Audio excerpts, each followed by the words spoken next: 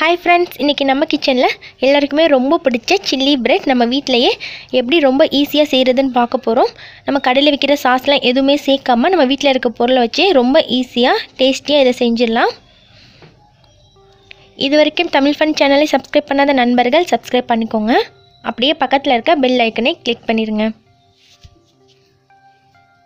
Chilli bread செய்யறதுக்கு இன்னைக்கு நான் 10 ஸ்லைஸ் பிரெட் எடுத்து வச்சிருக்கேன். பிரெட் எல்லாம் இந்த மாதிரி ஸ்கொயர் ஷேப்ல கட் பண்ணி எடுத்துக்கோங்க. இப்போ ஸ்டவ் ஆன் பண்ணிட்டு pan வச்சிருங்க. அதுல ஆயில்லாம் எதுவுமே சேர்க்க வேணாம். வெறும் panலே வந்து நம்ம கட் பண்ணி வச்சிருக்க பிரெட் ஸ்லைசஸ்லாம் சேர்த்துட்டு டோஸ்ட் பண்ணி எடுத்துருங்க. ஒரு 5 நிமிஷம் போல சிம்ல வச்சு எடுத்தீங்கன்னா நல்ல பிரெட் வந்து டோஸ்ட் ஆகி வந்துரும். எல்லா பிரெட்டையும் மொத்தமா சேர்க்காம கொஞ்சம் கொஞ்சமா சேர்த்து டோஸ்ட் பண்ணீங்கன்னா ரொம்ப ஈஸியா இருக்கும். இதே மாதிரி எல்லாத்தையும் டோஸ்ட் பண்ணிட்டு பிளேட்டுக்கு மாத்தி வச்சிருங்க.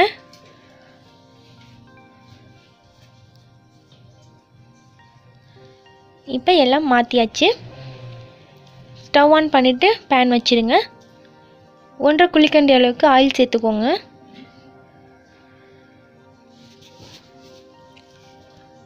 ஆயில் நல்லா ஹீட் ஆகி வந்ததுக்கு அப்புறம் 1 டேபிள்ஸ்பூன் அளவுக்கு கடுகு சேர்த்துருங்க.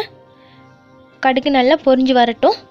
கூடவே 1 டேபிள்ஸ்பூன் அளவுக்கு ஜீரகம் சேர்த்துக்கோங்க.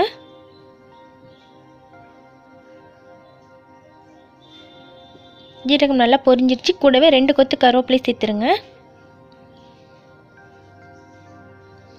2 பெரிய வெங்காயத்தை பொடியா கட் பண்ணிட்டு இது கூடவே ஆட் பண்ணிடுங்க. ஆட் பண்ணிட்டு நல்லா வதக்கி விட்டுருங்க. இப்போ இது கூட 2 பச்சை மிளகாயை குட்டியா கட் பண்ணிட்டு சேர்த்துருங்க. 2 டேபிள்ஸ்பூன் அளவுக்கு இஞ்சி பூண்டு பேஸ்ட் சேர்த்துக்கோங்க. சேர்த்துட்டு நல்லா மிக்ஸ் பண்ணி விட்டுருங்க. இஞ்சி பூண்டு பேஸ்ட் வெங்காயம் கூட சேர்ந்து நல்லா வதங்கி வரட்டும். இப்போ இந்த அளவுக்கு வதங்கினதுக்கு அப்புறமா 2 பெரிய சைஸ் தக்காளியை எடுத்து மிக்சியில் போட்டு நைஸாக அரைச்சிட்டு இது கூட ஆட் பண்ணிடுங்க.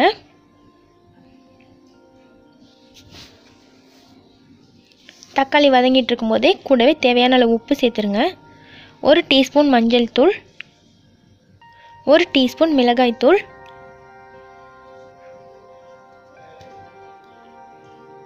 1/2 டீஸ்பூன் மிளகுத்தூள் சேர்த்துட்டு நல்லா மிக்ஸ் பண்ணி விட்டுருங்க.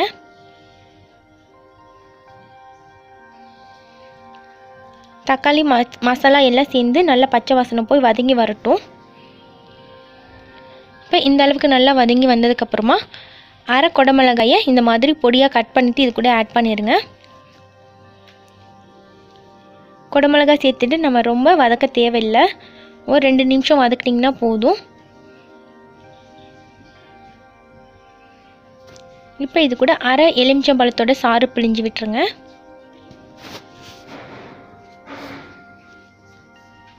சேர்த்துட்டு எல்லாத்தையும் நல்லா மிக்ஸ் பண்ணி விட்டுட்டு ஸ்டவ்வை சிம்லேயே வச்சுருங்க. இப்போ ஒரு பவுல் எடுத்துக்கோங்க. 1 டேபிள் ஸ்பூன் அளவுக்கு கார்ன்ஃப்ளவர் மாவு சேர்த்துருங்க. 1/4 கப் அளவுக்கு தண்ணி சேர்த்துட்டு நல்லா மிக்ஸ் பண்ணி ஸ்மூத்தாக மிக்ஸ் பண்ணி எடுத்துருங்க.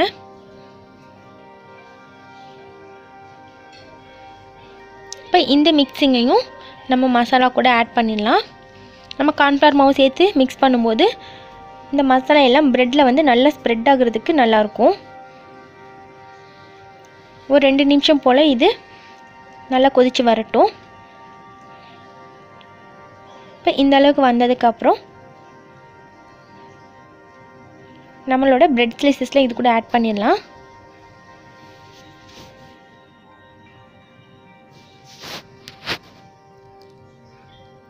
நல்லா மிக்ஸ் ஆகி வந்திருக்கு. இப்போ ஆட் பண்ணிடலாம். சேர்த்துட்டு மசாலா எல்லாமே பிரெட்டில் நல்லா சேர்ந்து வர மாதிரி நல்லா கலந்து விட்டுருங்க. கலந்து விட்டுட்டு நம்ம ஸ்டவ் ஆஃப் பண்ணிடலாம். அவ்வளோதாங்க. இதே மாதிரி நல்லா மிக்ஸ் பண்ணி எடுத்துருங்க. இது வந்து நம்ம குழந்தைங்களுக்கு ஈவினிங் ஸ்நாக்ஸாகவும் செஞ்சு கொடுக்கலாம். பிரேக்ஃபாஸ்ட்டுக்கு செஞ்சாலுமே ரொம்ப நல்லாயிருக்கும். ரொம்ப ஈஸியாக டேஸ்டியாக இருக்கும். இதே மாதிரி நீங்களும் வீட்டில் ட்ரை பண்ணி பாருங்கள். இந்த வீடியோ உங்களுக்கு பிடிச்சிருந்துச்சுன்னா மறக்காமல் லைக் பண்ணி உங்கள் ஃப்ரெண்ட்ஸுக்கும் ஷேர் பண்ணுங்கள். தேங்க்யூ.